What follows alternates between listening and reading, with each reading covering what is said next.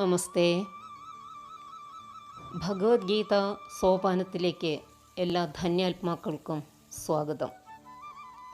ഓം ശ്രീകൃഷ്ണ പരമാത്മനെ നമഃ.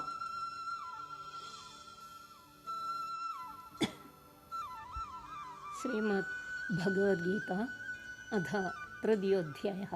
മൂന്നാം അധ്യായം തുടക്കം. കർമ്മയോഗം. അർജുന ഉവാച ജ്യായസി ചേത് കർമ്മണസ്തേ മതാ ബുദ്ധിർജനാർദ്ദന തത്കിം കർമ്മണി ഘോരേ മാം നിയോജയസി കേശവ. ജ്യായസി ചേത് കർമ്മണസ്തേ മതാ ബുദ്ധിർജനാർദ്ദന തത്കിം കർമ്മണി ഘോരേ മാം നിയോജയസി കേശവ. ശ്ലോകത്തിൻ്റെ പദച്ഛേദം. ജ്യായസി ചേത് കർമ്മണഃ തേ മത ബുദ്ധിഃ ജനാർദ്ദന തത് കിം കർമ്മണി ഘോരേ മാം നിയോജയസി കേശവ. ശ്ലോകത്തിൻ്റെ അന്വയം. അർജുന ഉവാച. അർജുനൻ പറഞ്ഞു, ജനാർദ്ദന,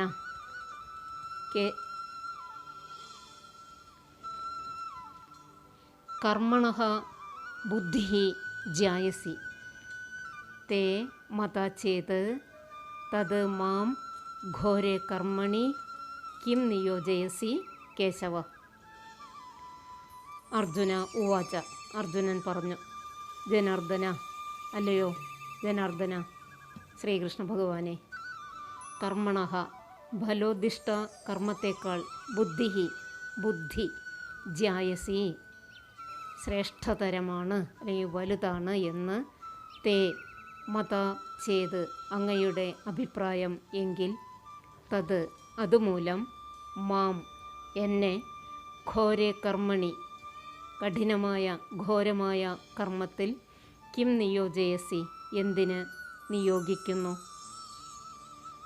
അർജുനൻ പറഞ്ഞു, ഹേ ജനാർദ്ദന, അല്ലയോ ജനാർദ്ദന, ഫലകാംക്ഷയോടെ ചെയ്യുന്ന കർമ്മത്തേക്കാൾ ശ്രേഷ്ഠമാണ് ബുദ്ധി എന്ന് കരുതുന്നുവെങ്കിൽ അങ്ങ് എന്നെ എന്തിനാണ് ക്രൂരമായ യുദ്ധത്തിന് പ്രേരിപ്പിക്കുന്നത്. അർജുനൻ ചോദിച്ചു, അല്ലയോ ജനാർദ്ദന, കർമ്മത്തെ അപേക്ഷിച്ച് ബുദ്ധി ശ്രേഷ്ഠമാണെന്നാണ് അങ്ങയുടെ അഭിപ്രായമെങ്കിൽ എന്തിനാണ് എന്നെ ഘോരമായ കർമ്മത്തിലേക്ക് നിയോഗിക്കുന്നത് കേശവ എന്ന്.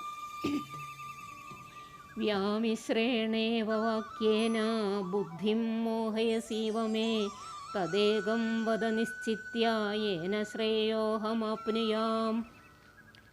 വ്യാമിശ്രേണേവ വാക്യേന ബുദ്ധിം മോഹയസീവ മേ തദേകം വദ നിശ്ചിത്യ യേന ശ്രേയോ അഹമാപ്നുയാം. പദച്ഛേദം. വ്യാമിശ്രേണ ഏവ വാക്യേന ബുദ്ധിം മോഹയസി ഇവ മേ തത് ഏകം വദ നിശ്ചിത്യ യേന ശ്രേയഃ അഹം ആപ്നുയാം. ശ്ലോകത്തിൻ്റെ അന്വയം. വ്യാമിശ്രേണേവ ഇവ വാക്യേന മേ ബുദ്ധിം മോഹയസി ഇവ തേന ഏന അഹം ശ്രേയം ആപ്നുയാം തത് ഏകം നിശ്ചിത്യ വദ. വ്യാമിശ്രേണേവ ഇവ രണ്ടു തരത്തിൽ അർത്ഥം തോന്നുന്ന, ദ്വയാർത്ഥമാണ് എന്ന് തോന്നുന്ന വാക്യം കൊണ്ട് മേ ബുദ്ധിം എൻ്റെ ബുദ്ധിയെ മോഹയസി ഇവ അങ്ങ് മോഹിപ്പിക്കുകയാണ് എന്ന് തോന്നുന്നു. ഏന യാതൊന്നുകൊണ്ട് അഹം ഞാൻ ശ്രേയസ്സിനെ ആപ്നുയാം പ്രാപിക്കും തത് ഏകം ആ ഒന്നിനെ നിശ്ചിത്യ അത് ഏതെന്ന് നിശ്ചയിച്ചിട്ട് വധ എനിക്ക് വേണ്ടി പറഞ്ഞു തന്നാലും. അതായത് ദ്വയാർത്ഥമുള്ള ഉപദേശങ്ങളാൽ അങ്ങ് എൻ്റെ ബുദ്ധിയെ അമ്പരപ്പിക്കുന്നു. എനിക്ക് ഏറ്റവും ശ്രേയസ്കരമായത് എന്തെന്ന് തീർത്തും പറഞ്ഞു തരൂ. കൂടിക്കലർന്ന വാക്കുകളാൽ എൻ്റെ ബുദ്ധി ഭ്രമിക്കുന്നത് പോലെ തോന്നുന്നു. അതിനാൽ എനിക്ക് ശ്രേയസ്കരമായ ഒരു മാർഗം ഉപദേശിച്ചു തന്നാലും. സാഖ്യയോഗത്തിൽ കർമ്മയോഗത്തെക്കുറിച്ചും സമത്വ ബോധ ബുദ്ധിയോഗത്തെക്കുറിച്ചും പറഞ്ഞു. സമത്വ ബുദ്ധിയോഗത്തെ അപേക്ഷിച്ച് കർമ്മം വളരെ ചെറുതാണെന്നും പറഞ്ഞല്ലോ. അവിടെ എത്തിയപ്പോൾ തന്നെ, ഹേ അർജുന, നീ യുദ്ധം ചെയ്യാൻ ഉറച്ചുകൊണ്ട് എഴുന്നേൽക്കൂ, യുദ്ധത്തിലേക്ക് നീ ഇറങ്ങിയാലും എന്ന് ഭഗവാൻ പറഞ്ഞു കഴിഞ്ഞു. എന്നാൽ യുദ്ധം അതിഘോരമായ കർമ്മമാണ്. സമബുദ്ധി കൊണ്ട് കാര്യങ്ങൾ നടക്കുമെങ്കിൽ സമബുദ്ധി കൊണ്ട് തന്നെ മനുഷ്യന് ബ്രാഹ്മി സ്ഥിതി കൈവരിക്കാനും കഴിയും. പിന്നെ എന്തിന് ഘോരമായ ഈ യുദ്ധം തന്നെ ചെയ്യാൻ വേണ്ടി ഭഗവാൻ പ്രേരിപ്പിക്കുന്നു?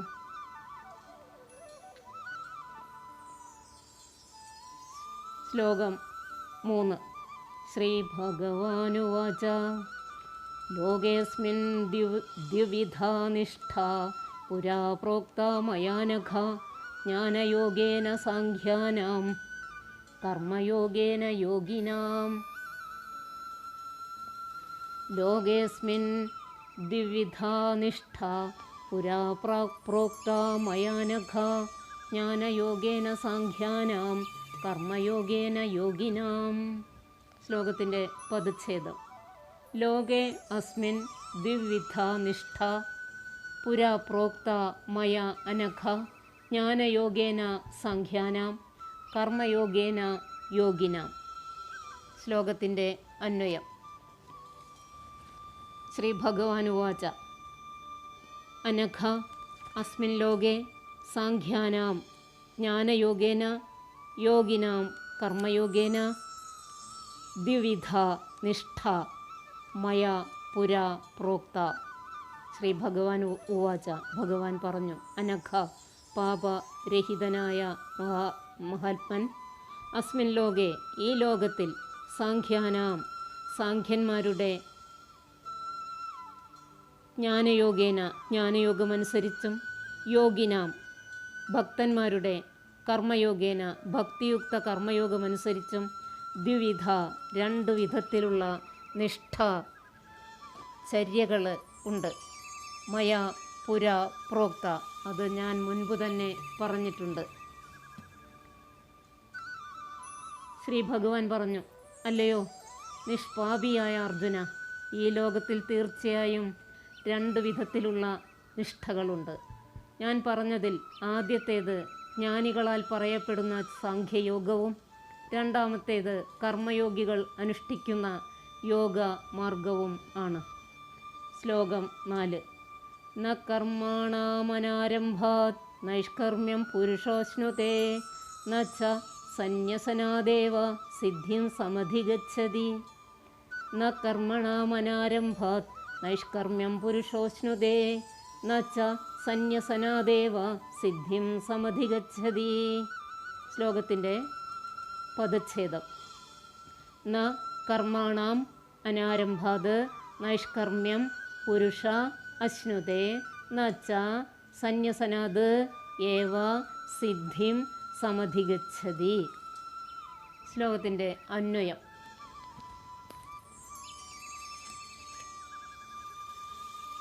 കർമ്മണാം അനാരംഭാത് പുരുഷഃ നൈഷ്കർമ്മ്യം ന അശ്നുതേ സന്യസനാത് ഏവ സിദ്ധിം ന സമധിഗച്ഛതി ച. കർമ്മണാം നിയത കർത്തവ്യങ്ങളെ അനാരംഭാത് അനുഷ്ഠിക്കായികയാൽ പുരുഷൻ നൈഷ്കർമ്മ്യം നൈഷ്കർമ്മ്യത്തെ പ്രവർത്തനങ്ങളിൽ നിന്നുള്ള മോചനത്തെ, അതായത് നിഷ്ക്രിയ ഭാവത്തെ ന അശ്നുതേ പ്രാപിക്കുന്നില്ല. സന്യസനാത് ഏവ ത്യാഗം കൊണ്ട് മാത്രം സിദ്ധിം വിജയത്തെ ന സമധിഗച്ഛതി അത് പ്രാപിക്കുകയുമില്ല. കർമ്മം ചെയ്യാതിരുന്നത് കൊണ്ട് മാത്രം ആരും കർമ്മഫലങ്ങളിൽ നിന്ന് മുക്തരാവുന്നില്ല. സന്യാസം കൊണ്ട് മാത്രം ഒരാൾ പൂർണ്ണത നേടുകയുമില്ല.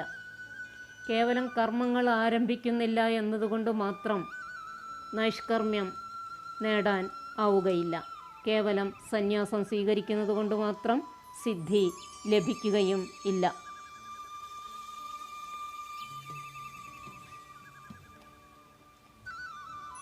ശ്ലോകം 5. നഹി കശ്ചിത് ക്ഷണമപി ജാതോ തിഷ്ഠത്യകർമ്മകൃത് കാര്യതേ ഹ്യവശ കർമ്മ സർവഃ പ്രകൃതിജൈർഗുണൈഃ. നഹി കശ്ചിത് ക്ഷണമപി ജാതോ തിഷ്ഠത്യകർമ്മകൃത് കാര്യതേ ഹ്യവശഃ കർമ്മ സർവഃ പ്രകൃതിജൈർഗുണൈഃ. പദച്ഛേദം.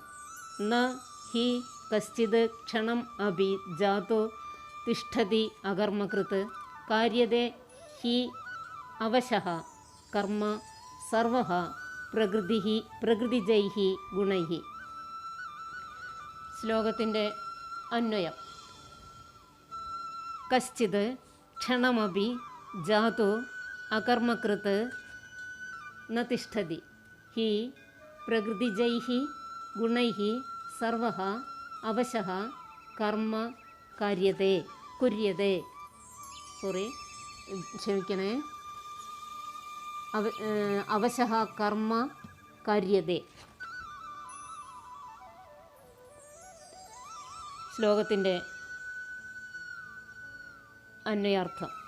കശ്ചിത് ഒരാൾ, ക്ഷണമപി ക്ഷണനേരമെങ്കിലും, ജാതോ ഒരിക്കലും, അകർമ്മകൃത്ത് അകർമ്മകൃത്തായി കർമ്മം ചെയ്യാത്തവനായി, ന തിഷ്ഠതി അങ്ങനെ സ്ഥിതി ചെയ്യുന്നില്ല. ഹി എന്തെന്നാൽ പ്രകൃതിജൈഹി ഗുണൈഹി പ്രകൃതിജങ്ങളായ പ്രകൃത്യാവുള്ള ഗുണങ്ങളാൽ, സർവഃ എല്ലാവരും, അവശഃ അവശനായിട്ട്, കർമ്മ കാര്യതേ കർമ്മം ചെയ്യപ്പെടുന്നു.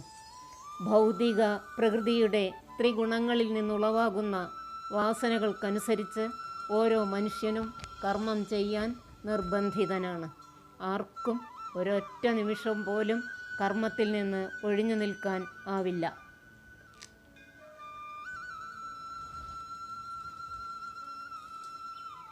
കാരണം ഒരു ജീവിക്കും ക്ഷണനേരം പോലും കർമ്മം ചെയ്യാതിരിക്കാൻ ആവില്ല. പ്രകൃതിയിൽ നിന്ന് ജനിച്ച സത്വ രജ തമോ ഗുണങ്ങളാൽ പ്രേരിതനായി അവർ കർമ്മം ചെയ്യാൻ നിർബന്ധിതരായി തീരുന്നു. പ്രാണികളുടെ സഹജമായ പ്രകൃതി ധർമ്മത്തെക്കുറിച്ചാണ് ഇവിടെ പറയുന്നത്. ആഗ്രഹിച്ചാലും ഇല്ലെങ്കിലും പ്രാണികൾക്ക് സ്വാഭാവികമായി കർമ്മം ചെയ്യേണ്ടി വരും. എന്ത് ചെയ്താലും ഈ കർമ്മം ഇല്ലാതാക്കാൻ ആവില്ല. ശ്ലോകം 6. കർമ്മേന്ദ്രിയാണി സംയമ്യ യാ ആസ്തേ മനസാ സ്മരൻ ഇന്ദ്രിയാർത്ഥാൻ വിമൂഢാത്മാ മിഥ്യാചാരഃ സൗച്യതേ. കർമ്മേന്ദ്രിയാണി സംയമ്യ സാ ആസ്തേ മനസാ സ്മരൻ ഇന്ദ്രിയാർത്ഥാൻ വിമൂഢാത്മാ മിഥ്യാചാരഃ സൗച്യതേ. ശ്ലോകത്തിൻ്റെ പദച്ഛേദം. കർമ്മേന്ദ്രിയാണി സംയമ്യ യ ആസ്തേ മനസാ സ്മരൻ ഇന്ദ്രിയാർത്ഥാൻ വിമൂഢാത്മാ മിഥ്യാചാരഃ സഹ ഉച്യതേ. ശ്ലോകത്തിൻ്റെ അന്വയം. യഹ യാതൊരു വ്യക്തി, കർമ്മേന്ദ്രിയാണി 5 കർമ്മേന്ദ്രിയങ്ങൾ, സംയമ്യ അത് സംയമിച്ചിട്ട്, മനസാ മനസ്സുകൊണ്ട്, ഇന്ദ്രിയാർത്ഥാൻ വിഷയങ്ങളെ, സ്മരൻ സ്മരിക്കുന്നവനായി, ആസ്തേ സ്ഥിതി ചെയ്യുന്നുവോ, വിമൂഢാത്മാ വിമൂഢാത്മാവായ സഹ മിഥ്യാചാരഃ ഉച്യതേ. യഹ യാതൊരു വ്യക്തി, കർമ്മേന്ദ്രിയാണി സംയമ്യ കർമ്മേന്ദ്രിയങ്ങൾ 5 കർമ്മേന്ദ്രിയങ്ങൾ സംയമിച്ചിട്ട്, മനസാ മനസ്സുകൊണ്ട്, ഇന്ദ്രിയാർത്ഥാൻ ഇന്ദ്രിയജന്യങ്ങളായ വിഷയങ്ങളെ, സ്മരൻ സ്മരിക്കുന്നവനായി, ആസ്തേ സ്ഥിതി ചെയ്യുന്നുവോ, വിമൂഢാത്മാ വിമൂഢാത്മാവായ സഹ അവൻ, മിഥ്യാചാരഃ കപട നാട്യക്കാരനായിട്ട്, ഉച്യതേ പറയപ്പെടുന്നു. ബലം പ്രയോഗിച്ച് കർമ്മേന്ദ്രിയങ്ങളെ നിരോധിക്കുകയും മനസ്സുകൊണ്ട് ഇന്ദ്രിയ ഭോഗങ്ങളെ സ്മരിക്കുകയും ചെയ്യുന്ന മൂഢബുദ്ധികളെ മിഥ്യാചാരികൾ എന്ന് വിളിക്കുന്നു. ശ്ലോകം 7. യസ്തിന്ദ്രിയാണി മനസാ നിയമ്യാരഭതേ അർജുന കർമ്മേന്ദ്രിയൈഃ കർമ്മയോഗമസക്തഃ സ വിശിഷ്യതേ. യസ്തിന്ദ്രിയാണി മനസാ നിയമ്യാരഭതേ അർജുന കർമ്മേന്ദ്രിയൈഃ കർമ്മ സംയോഗമസക്തഃ സ വിശിഷ്യതേ. ശ്ലോകത്തിൻ്റെ പദച്ഛേദം. യഹ തു ഇന്ദ്രിയാണി മനസാ നിയമ്യ ആരഭതേ അർജുന കർമ്മേന്ദ്രിയൈഃ കർമ്മയോഗം അസക്തഃ സഹ വിശിഷ്യതേ.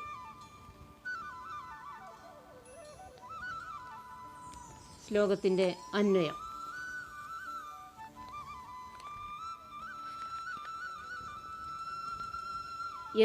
യഹ തു അർജുന ഇന്ദ്രിയാണി നിയമ്യ അസക്തഃ കർമ്മേന്ദ്രിയൈഃ കർമ്മയോഗം ആരഭതേ സഹ വിശിഷ്യതേ.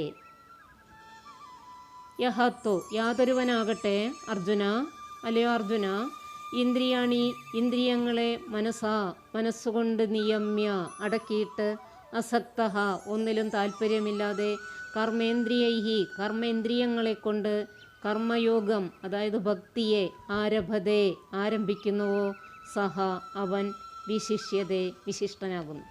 മറ്റൊരു തരത്തിൽ പറഞ്ഞാൽ ആത്മാർത്ഥതയുള്ള ഒരാൾ പ്രവർത്തന നിരതമായ ഇന്ദ്രിയങ്ങളെ മനസ്സിനാൽ നിയന്ത്രിക്കാൻ ശ്രമിച്ചുകൊണ്ട് ആസക്തി കൂടാതെ ഈശ്വരനിൽ ദൃഢമായ മനസ്സോടുകൂടി കർമ്മങ്ങളിൽ ഏർപ്പെടുകയാണെങ്കിൽ അയാൾ അത്യുത്തമനാണ്. ഹേ അർജുന, മനസ്സുകൊണ്ട് ഇന്ദ്രിയങ്ങളെ വശത്താക്കി ആസക്തിരഹിതനായി കർമ്മേന്ദ്രിയങ്ങൾ കൊണ്ട് കർമ്മയോഗത്തെ അനുഷ്ഠിക്കുന്നവരാണ് ശ്രേഷ്ഠർ. ശ്ലോകം 8. നിയതം കുരു കർമ്മ ത്വം കർമ്മജ്യായോ ഹ്യകർമ്മണ ശരീരയാത്രാപി ച തേ ന പ്രസിദ്ധ്യേത കർമ്മണഃ.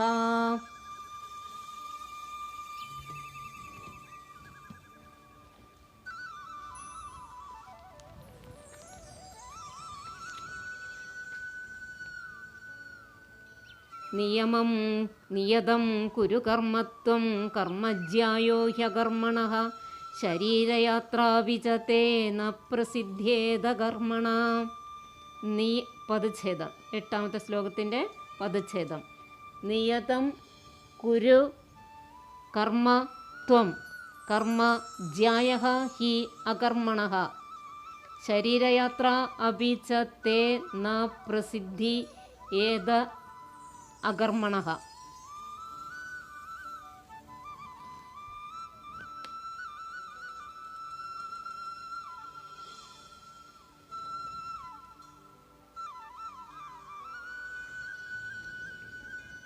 ശ്ലോകത്തിൻ്റെ അന്വയം.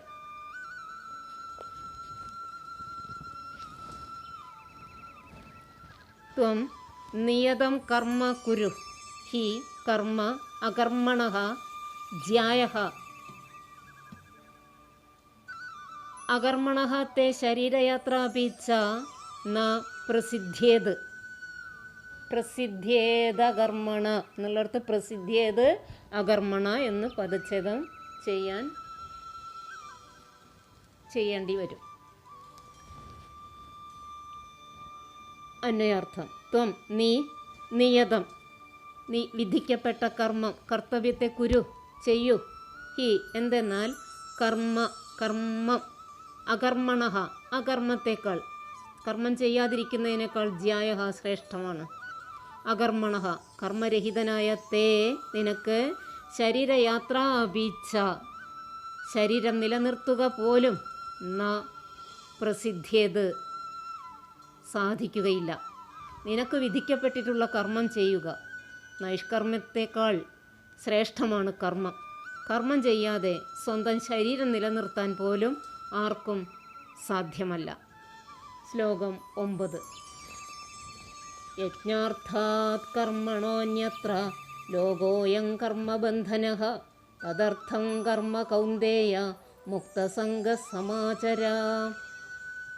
യജ്ഞാർത്ഥാത് കർമ്മണോന്യത്ര ലോകോയം കർമ്മബന്ധനഃ യദർത്ഥം കർമ്മ കൗന്ദേയ മുക്തസംഗസമാചര.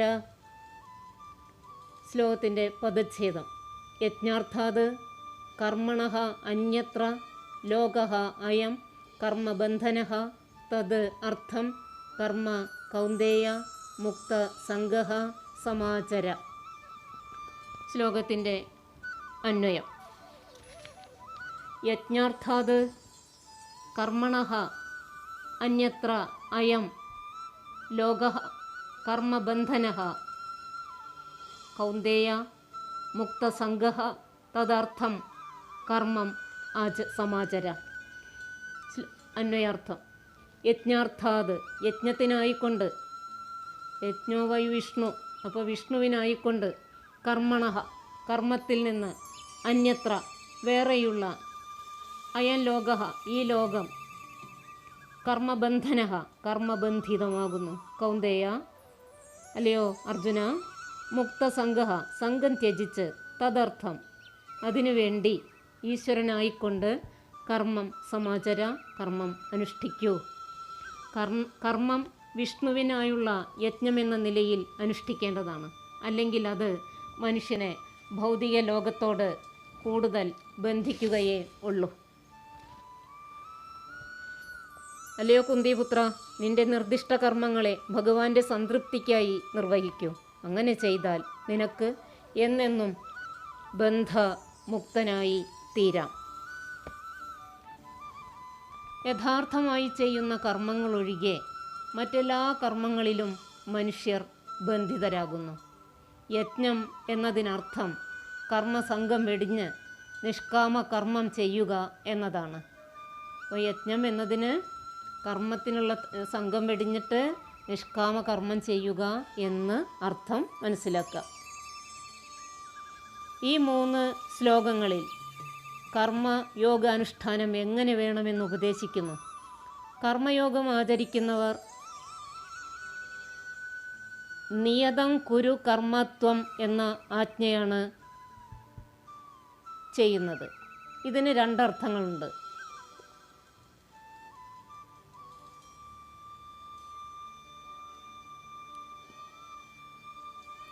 ഒന്ന്, ത്വം നിയതം കർമ്മം കുരു, നീ സ്വധർമാനുസാരം നിന്റെ ധർമ്മസ്വരൂപത്തെ നിശ്ചയിച്ച് കർമ്മം ചെയ്യുക. 2ാമത്തെ അർത്ഥം, ത്വം കർമ്മം നിയതം കുരു, നീ സദാ കർമ്മം ചെയ്യൂ. 1ാമത്തേതിനേക്കാൾ കർമ്മശബ്ദത്തിൻ്റെ വിശേഷണമാണ് നാം കാണുന്നത് എങ്കിൽ, 1ാമത്തേതിൽ കർമ്മശബ്ദത്തിൻ്റെ വിശേഷണമാണ് നാം കാണുന്നതെങ്കിൽ, 2ാമത്തേതിൽ നിയത ശബ്ദം കാലവാചിയായ അവ്യയമാണ്. ഈ 2 അർത്ഥവും ഇവിടെ ചേരും. ഹേ അർജുന, നീ സ്വധർമ്മം തിരിച്ചറിഞ്ഞ് നിനക്ക് നിശ്ചയിക്കപ്പെട്ട കർമ്മങ്ങൾ സദാ അനുഷ്ഠിച്ചാലും. ഓം ശ്രീകൃഷ്ണ പരമാത്മനേ നമഃ.